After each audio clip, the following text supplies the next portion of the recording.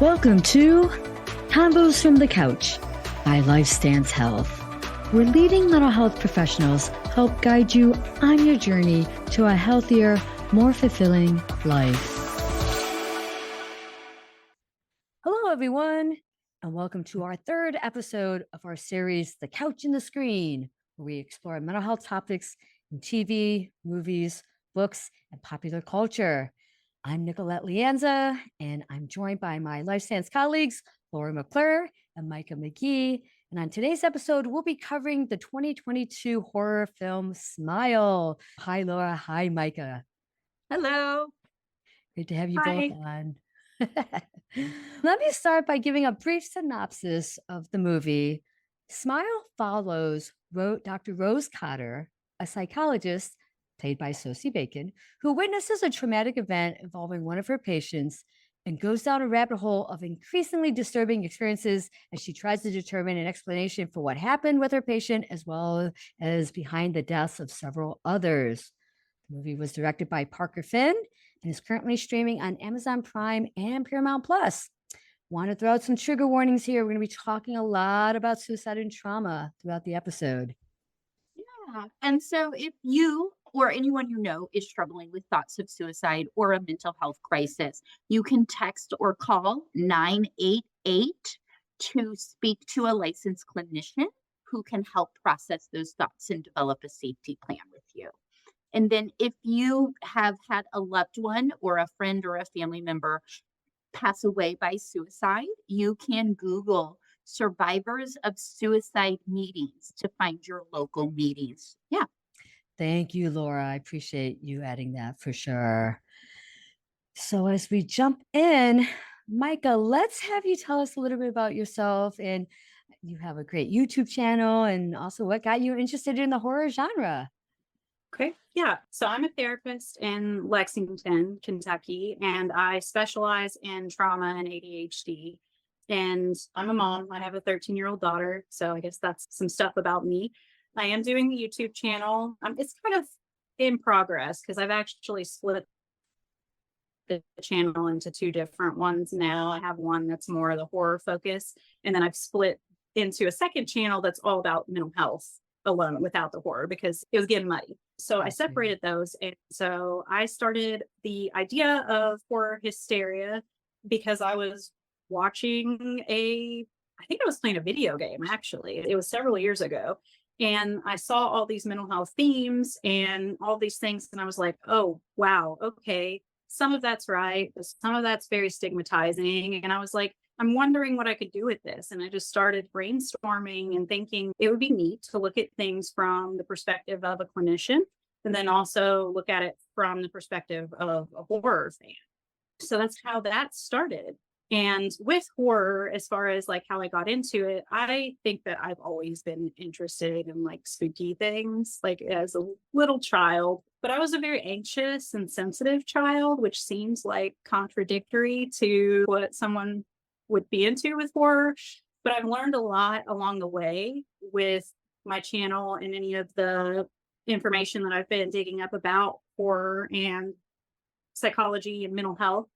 And I've learned that a lot of horror fans actually do fit that profile of being a little more anxious, being a little more sensitive, especially when they're younger, and that horror can serve as a safe exploration of really scary things, like all the horrors of the world, essentially. Yeah. And also provide some desensitization. I also think that the stimulation from it is an aspect that really appeals to me because I also have ADHD. So it's one of those things that really just, it catches my attention. That sensation seeking that might be part of ADHD. Right, exactly. Right. Got you. No, thank you for sharing. So as we jump into discussing kind of the portrayal of this movie, what did we all think about the movie to start off with? So Laura, what did you think about the movie overall? Yeah, I think overall I was not a fan. And I think for a lot of different reasons. I think one, just kind of watching it in purpose of this podcast and kind of looking at the mental health issues, it was very triggered and bothered by the very graphic depiction of suicide, I was a little bothered by the demonic portion of it because Okay. there are some circles where mental health is talked more about, like demons and alcoholism. I have demons inside of me. And so I think that kind of just trends with some outdated, antiquated views of mental health. But also, as a horror film fan, I didn't find it scary at all. I Okay. thought it was more like a psychological thriller. Okay. Yeah. So you are a horror film fan. Yes. Oh, I did. okay. I And you grew did. up watching like all of the movies I watched as a little kid were horror movies. I'm a little bit with Mika in that my ADHD, I can't watch movies. I'm not a good, it can sometimes take me about a week to watch a full movie. But Okay. horror movies, I can sit there and watch it because it's like pins and needles and you're waiting Yeah. for the anticipation. But yeah, Gotcha. I did find it very scary. Okay. All right. Micah, what's your thoughts on this movie? Mine are fairly similar. I went into it thinking about it from the perspective of how I'm looking at things with my channel with horror hysteria and thinking, okay, how do I separate like the horror fan versus like the therapist? And so I spent a lot of time thinking about it. But as a horror fan, I wasn't super impressed by it. If I try to separate some of the other things I found interesting, it was okay. I wasn't mad that I watched it or anything. I also didn't find it very scary. There was a couple of times I was a little creeped out because the The smile thing was smile, a that little bit, creepy smile. Yeah. yeah. But as the movie went on, I settled into it and it wasn't very scary. But I also don't get scared of a lot anymore. Pretty Okay. desensitized. As a therapist, found the way that I found the patterns interesting, but I also found it troubling in a similar way because it was very graphic depictions of the deaths. They were not common methods and they were very just, oh, wow. But then also the demonic component as well, because that's a common thing I see in mental health depictions in horror is that it's a demon. Yeah. And that's really stigmatizing. And I agree with both of you. I actually didn't mind the film. Often when I'm watching a horror film like this, I'm going in just for the entertainment value. I'm not expecting it to be accurate in any way when it comes to portraying mental health. I think with that mentality, I can kind of just ease in and just enjoy the film for the film. I wasn't scared either. I did go in after watching previews thinking I was going to be a little bit more on edge and being afraid, but I wasn't either. And like both of you, Laura and Micah, I didn't like the spin of like mental illness being like a demon and it just furthers the stigma of Mhm. fear about those who might struggle with mental Yeah. health issues and stuff Yeah. like that. So I didn't like that either. What mental health issues did we all see portrayed? I Yeah, saw Laura. that childhood trauma. For me, I think almost if I could look at the film not as like a series of suicides blamed on demon possession, but I really look at it as more of the woman's PTSD and more of like a psychosis that she's in from that trauma of her mother's suicide. Looked like her mother had some drug addiction kind of stuff going on. And so when I look at it like that, I'm like, that could actually be a fairly somewhat accurate description of what severe childhood trauma looks like as it's carried across the lifespan. Excellent point. Yeah. Micah, what are you thinking? I agree with that. That was one thing that I noticed as well. And trauma being pretty much like the central feature, I think. But the one thing that I also noticed that I found interesting was, and again, this is something that is a gray area for me because I think we have to be very, very careful with how we depict suicide and that we can't pretend it's not there, but we also have to be careful because of we don't want to normalize that as a solution to problems. And so that being said, I also thought that from what I've seen in trauma related to suicide is that it normalizes it when someone does die by suicide. And so people who are touched by that person in some way have more of an increased risk if that happens. Mhm. So I was looking at it through that lens of the quote unquote demon being the trauma being passed between these people who were all witnessing those and it getting stronger with every single thing that happened because nobody was able to really stop it. And so I saw that in more of a metaphorical kind of way. So yeah, that's kind of how I was looking at it. That's a really good point that I had not thought of. They'll tell you it's on every suicide risk assessment questionnaire that you're going to give. Have you known somebody who's died by suicide? Because it does increase. So I hadn't even thought of that. Beautiful point. Thank you. Mhm. And might I add too, what I saw in this film was some aspects of guilt, which I'll go into more of how I saw that, as well as what I want to say vicarious trauma. One of the opening scenes is where you see Rose interacting with a patient who kills herself in front of Rose, not in a very pleasant way, a very graphic, horrific way. And I remember thinking when I saw that scene, like just flabbergasted by it. And my thought was like, oh my gosh, Rose, that's traumatizing for you right there. That's the vicarious trauma. I think often with therapists who specialize in trauma and helping our clients navigate it, that we too can get exposed to that trauma through our work with our clients. So I definitely want to bring up that aspect. So definitely to witness that client, that patient die by her own hand in that graphic way would have been just awful and traumatizing for any therapist to see. So I think that's what starts the whole movie off for Rose. But then we also learn about Rose, and this is where I bring in the aspect of guilt, that Rose had observed her own mother committing suicide, killing herself by overdosing. And actually, mom attempted to overdose, and it sounds like you don't find this as a spoiler alert. You don't find out towards the end that Rose had a chance to save her mom by maybe getting her help. And mom asked her for help, and that Rose did not. But I think one of the things, because it's very easy to be like, oh my gosh, how could Rose not have gotten her mom help? She was young. I believe she was like 9 or 10 when this happened. And that would be overwhelming to have to navigate if you're a child that age. But just bringing in that aspect of guilt that I saw. Yeah. And I think you see that kind of play out too, where Rose then becomes a psychologist and Yeah, good works in a point. mental health hospital. It's almost like she's trying to reenact and save her mother over and over again. Laura, fair point. My gosh. So what about other mental health issues, like how we saw them accurately portrayed or not accurately portrayed? So let's go with what we felt was accurately portrayed. Michael, let's have you start us off first. Okay. I honestly, just based on what I've seen in terms of portrayal of mental health providers in horror, and honestly, not just in horror, but in other areas, I preferred Rose's portrayal over many of them that I've seen. I didn't have a whole lot of, there was a couple of things that bothered me, but that's just like pet peeves. Like when she was with that first patient, the patient was very clearly in distress and seemed to be in psychosis. And she was like, look at me, look me in the eyes. And I was like, oh, no, that's not Right. nice. But beyond that, I wasn't even remember her using the terminology of die by suicide. So it seemed like they were trying to use Yeah.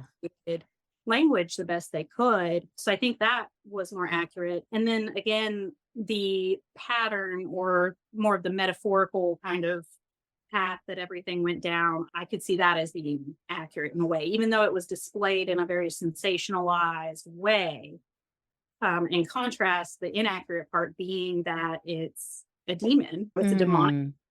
And I think that one of the problems with that is, as far as stigma, is that when we see people in these crisis situations with their mental health in other media, that we think that it's very obvious that something's wrong with them, that they're like very unwell visibly, and that they just stick out as being disturbed in some way, when in reality, a lot of times that is not the case. And Mhm. people are very good at hiding those things. And so I think that could direct us away from seeing some of those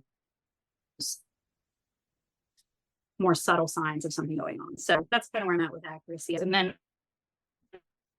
also with the trauma, with her dreaming about the death of her mother, I found that interesting because that's common in PTSD, is to have those dreams and well into adulthood if it's not addressed. So yeah. I agree. Laura, your Yeah, thoughts? I would agree on a lot of that. I really did like that therapist's portrayal. I think that she was very empathetic and just it seemed more based in reality instead of like exaggerated kind of stereotypes of therapists.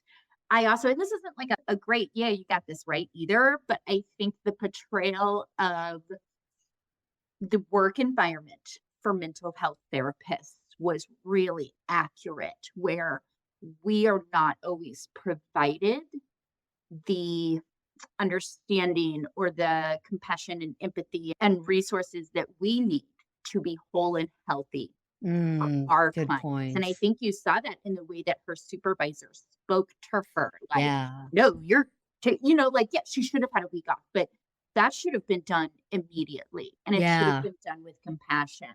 So I think that the portrayal of how, like, the actual culture and climate of being a mental health therapist and working within a hospital, and how it's very corporate and business, and that is not what we need, and that's not what creates happy, healthy, whole therapists. I think that was Right. really accurate. Yeah. And I'm going to piggyback on that. Oh, go ahead, Micah. Go ahead. Sorry. I was just going to add in, and that in the very beginning, prior to her seeing the patient, there is that discussion with her supervisor where she's trying to see this patient doesn't have insurance. I still need to help them. And saying to that is something that stood out to me as it also being very accurate, because I run into those issues. Yeah.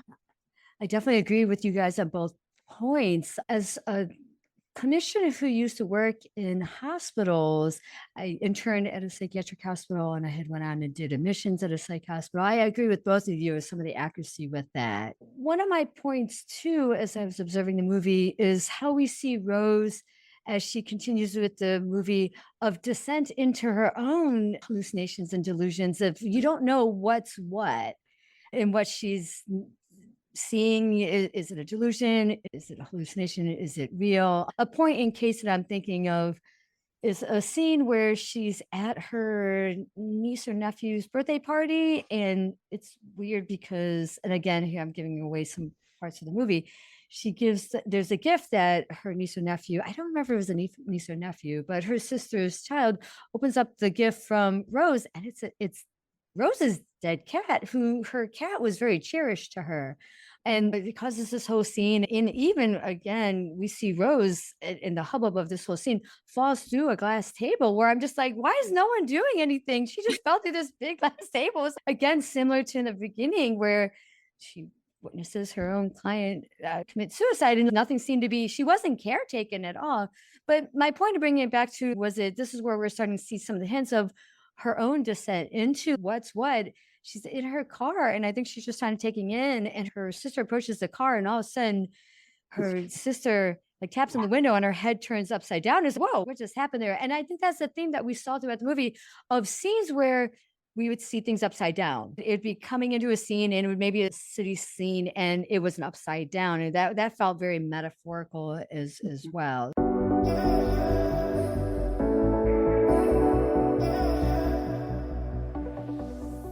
Thoughts on any of that? I have to diverged over there, but Yeah, no, I felt the same way when she fell through that table. I was like, what is going on? Why is nobody? And it seemed like everybody was very much, you have a problem, and they didn't yeah. want to help support at all and actually figure out what was going on with her.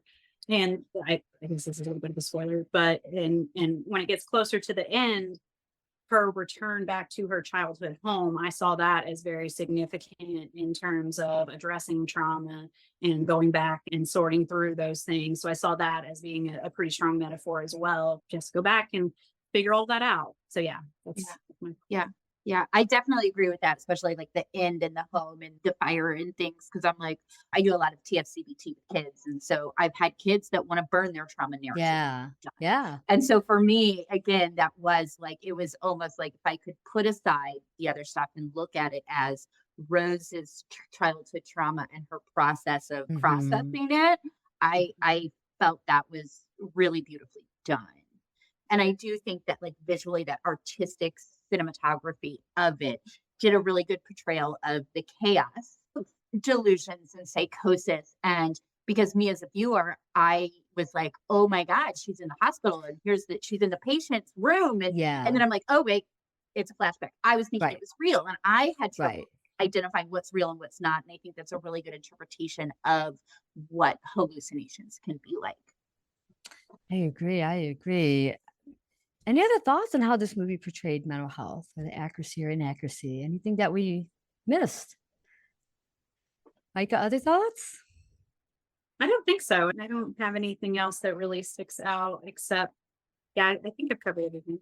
Yeah. Laura, anything on your end? I would say that kind of stuck out to me as wholly inaccurate. Yeah. Okay. Go was ahead. Go the ahead. environment of the hospital and like the room where she was doing her like Oh, interviews. I'm like, one, that's incredibly dangerous for yeah. everyone involved. There's too much stuff Yes. in there. It's too much of a space. It's not private. It looks Fair like you're in point. a break room, but also it's not that nice and pleasant. Yeah. It's not warm and fuzzy. It's not warm and fuzzy. It does not look like a nice little waiting room. No. It's a scary, cold, sterile Yeah. place. I just wish they would have been a little bit more real about that. Got you. Got you. No, I agree. Probably my guess, the filmmaker was probably just that whole aesthetic that is a horror film. So probably not looking too warm and fuzzy, but I agree with Yeah. you. Again, it all goes back to how mental health is portrayed. And I think in most recent years, we are working very hard to break down that stigma Yeah. and to help people understand that people struggle Mhm. and that it doesn't have to be scary. For Mhm. sure. I have to make a point too is that this also wasn't a warm and fuzzy film, that it didn't end well. Again, another spoiler alert for Rose. like not a good warm and fuzzy, pleasant movie. I tend to like horror films that do end somewhat hopeful or nice, but that could just be me. But your thoughts on the ending? Yeah, I'd say I actually prefer my movies to end in a non-good way. Oh, I you feel like do, that's especially more horror films. accurate for real Okay. life, and so I prefer it. But there was just something inside of me that hated this ending. Okay. I just again, it's suicide, and Yeah. I was really triggered by the fact that it ended that way, and it was really hard to let go of. Got you. Micah, what about you? I agree also. I prefer that a lot of my movies kind of end on a cliffhanger or not in a good place. I don't know why, because sometimes you want to watch a movie where it's okay, the person got away, there's the final girl, everything's okay.